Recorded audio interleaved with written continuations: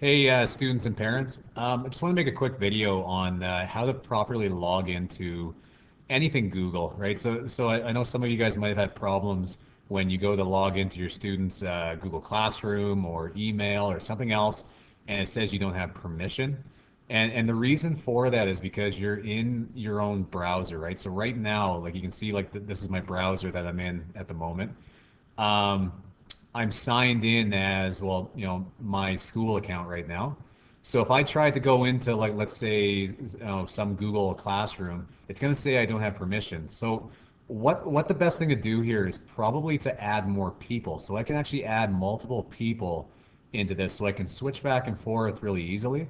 And then once I'm into the right person, then the browser lets me do anything I want to. Like I can log into all the proper Google things, right? So here I want to show you how to set that up, and then this will also be really handy if you had multiple kids, right? If you had multiple students, you can make a different person for each of them, and then once you click on that person, you can go to all of their Google stuff, and you don't even have to put passwords in or anything. So I'm just going to help you guys set it up properly here. So here's what you want to do. So right now, click on your picture.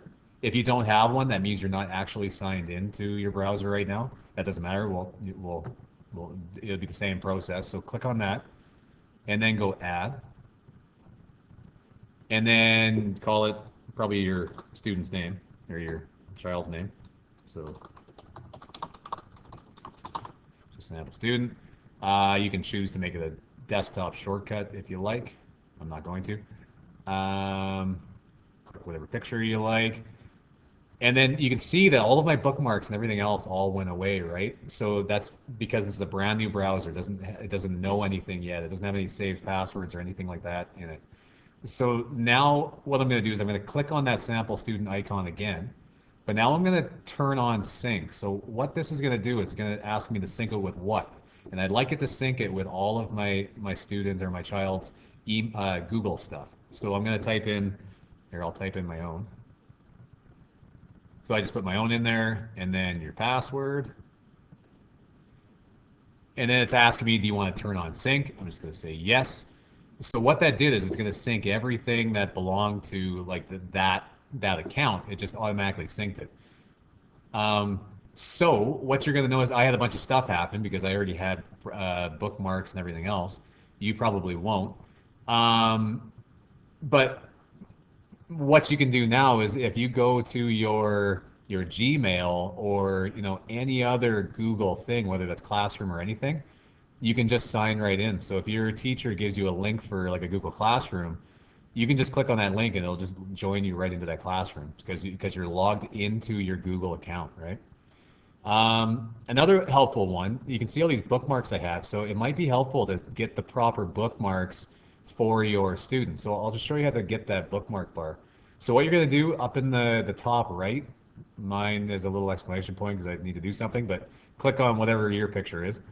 And then go down to bookmarks. And then make sure that show bookmarks bar is checked off. And then once you have that, you can make bookmarks all you like. So if I like the Bentley web page, and I think that's important, a really easy way to do that is you can just grab the little lock now. I can grab that and I can drag it right down into my bookmarks bar. So now it's a bookmark bar there. Another handy one to do will probably be to use, so my apps are all up there too. Maybe I like YouTube. So again, you can grab YouTube, drag it into the bar, and you're good to go there.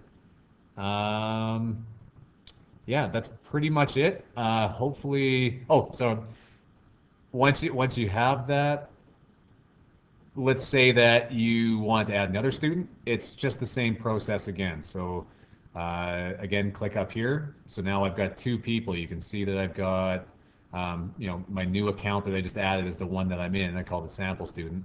But I could also go back to my other one, right? So you can go back and forth as much as you like, right? So this would be like your child's account, and then this would be back to my account, right? And if you had one more person you wanted to add, you could just do it again. So add a new student. It could be your other kid's name and so on. So hopefully this helped to solve some problems.